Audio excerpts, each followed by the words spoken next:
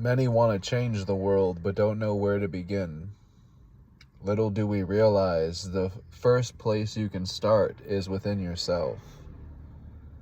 Because as you begin shifting within yourself, so does what you call the outside world. And inevitably, you will realize that what you're calling the outside world is nothing but a screen to your own consciousness.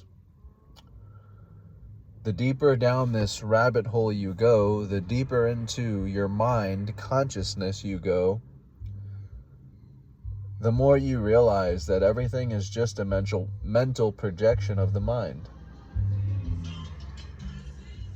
Nothing is either here nor there. Nothing is in a fixed position. Nothing is in a fixed time. Everything is consciousness. Everything is the same witnessing and experiencing itself. What that means is there is no duality without consciousness, without the one, without presence. Your presence is what evokes duality, is what evokes here and there, is what evokes the separation. And separation is what is the glue to the dream. And that's why reality or life is considered a dream world. Because essentially, we are dreaming through duality, through our idea of being a character that has begun and will end, a character that has entered and that will exit. We identify with what arises in consciousness, with what can be changed in consciousness, but never do we identify with the source to what never changes in consciousness, which is consciousness itself. If your reality essentially is just a mental projection and is subject to be changed based on your beliefs, then reality itself is but a projection, which is why it is called a dream. You are dreaming of yourself as this organic created being from some other person, some other being you're calling God, but you're dreaming with your eyes open. And you're dreaming that it wasn't you the whole time that put you here, that brought you here.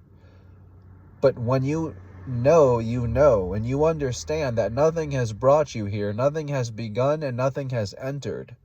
When you touch infinity, you will realize and be in tune with what is and always will be.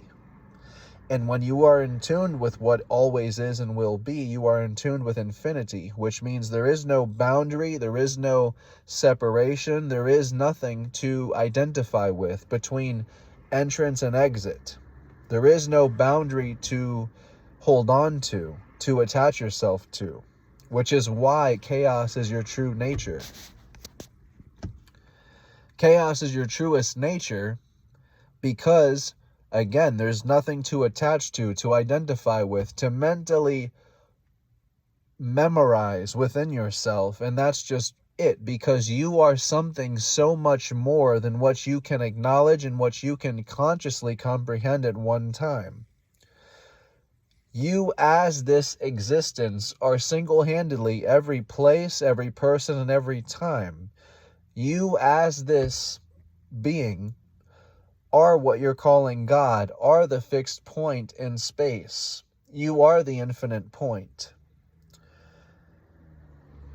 And when you come to know infinity, you come to know yourself beyond the character, beyond the skin, beyond the mask, beyond the name, beyond what you decorate and present to what you think to be the world. And this is when you are truly merged with what you thought was reality. Because as of now, reality is just a projection, a dream. It's something that is subject to be changed, and we identify with that change, with the subject that is being changed. So we identify with what is living and dying, which is why death is most commonly our greatest fear. But when you see beyond death and beyond your boundary, you realize you're not the character that you thought began. And what you are shown is that no character ever began at all. A character was established through consciousness. A character arose through consciousness. And this character is what we chose to attach to, in the same way we watch a movie or a TV show and we personify ourselves and attach ourselves to the characters to feel emotion. And through feeling that emotion, you feel an experience. And the experience is the entire point, if you want to even call it a point, because that's the common question. What is the point of it all? The point is to be anything at all. The point is to know anything at all. The point is to experience anything at all. Because anyone who's had an out-of-body experience, a DMT experience, will tell you, when you embody that chaotic, infinite point, there is no experience to be had. There is nothing that can be known per se. Because there is nothing separate to you. When you talk about God being one, right, you instantaneously embody that oneness, that godly energy, if you want to call it that.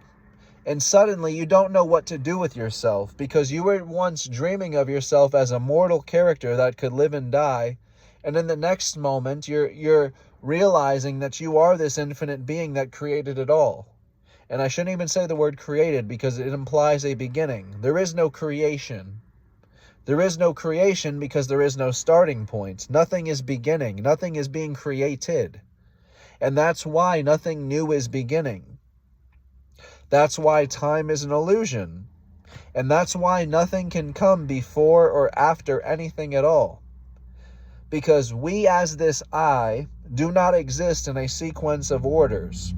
We do not exist in a sequence of events. Only our ego, our character, exists in time, in a sequence of events.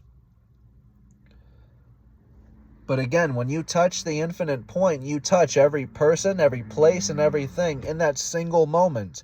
And that's why death is but 1 second. Because when you know, you know.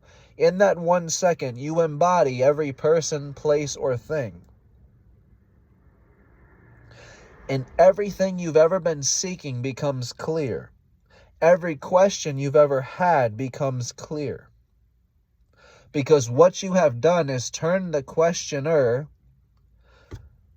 the idea you had of yourself that was producing all these questions, you've turned that idea you had of yourself on itself by experiencing the end, the death of what you thought to be yourself. And this is when it's revealed to you that nothing ever began. You weren't this character that existed in this boundary of entrance and exit, beginning and end. You were something so much more the whole time, but naturally so, as all of us do, we forget. We forget who and what we truly are by getting lost in the Word. And that's what the Bible talks about with the Word. In the beginning was the Word, and the Word was with God. And the Word was God. I say this in almost every video. Was implies past tense.